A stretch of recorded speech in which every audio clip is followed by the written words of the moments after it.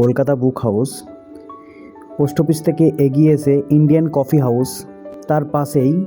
এটা দোকান নয়, এটা তোমরা লাইব্রেরি মনে করতে পারো।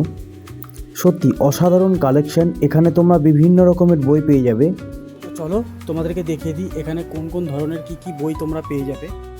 এত বড় জায়গা নিয়ে এত সুন্দরভাবে সাজানো গোছানো রয়েছে বইগুলো, সত্যিই অসাধারণ।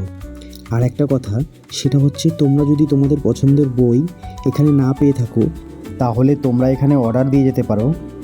তাহলে এনারা কিছুদিনের মধ্যে সেই বই তোমাদেরকে এনে দেবে। সব ধরনের বই কম বেশি তোমরা এখানটায় পেয়ে যাবে, যেমন সুসাইড নোট, এক সমুদ্রের প্রেম, অমল কুমার কুন্দগ্রামের শ্রীচৈতন্যদেব ও সমকালীন বঙ্গ সমাজ, শুশুনিয়ার রহস্য, তন্ত্রজালে আশাবড়ি, সুকুমার রায়ের দাসুর কীর্তি, বিমলা সুন্দরীর পাণ্ডুলিপি, গোপাল ভাঁড়, অন্নদা রায় শঙ্করের ছড়া সমগ্র, আরও অনেক কিছু। এখানে বিভিন্ন রকমের বই তোমরা পেয়ে যাবে। তোমরা দেখতেই পাচ্ছ এখানে বিভিন্ন রকম কালেকশন আছে। আবার অলৌকিক গল্প, উপনিষদ, গরুর পুরাণ, শ্রী শ্রী গৌরাঙ্গ লীলা, শ্রী শ্রী কৃষ্ণ পুরাণ, প্রথমা, আলো। এখানে ধর্মীয় সমস্ত রকম বই তোমরা এখানে পেয়ে যাবে। চলো তো আমি একটু গরুর পুরাণ তোমাদেরকে দেখিয়ে দিচ্ছি খুলে, কত কী দাম আছে না আছে সেটা একটু তোমরা দেখে নেবে এবং কী কী এর মধ্যে আছে।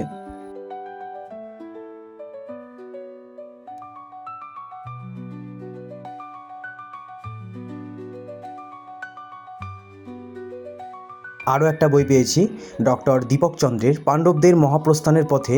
পাণ্ডবদের সাথে কী কী ঘটেছিল রাস্তাতে, তাদের চলার পথে সমস্ত কিছু ঘটা ও না ঘটা সমস্ত কাহিনী এর মধ্যে লেখা আছে।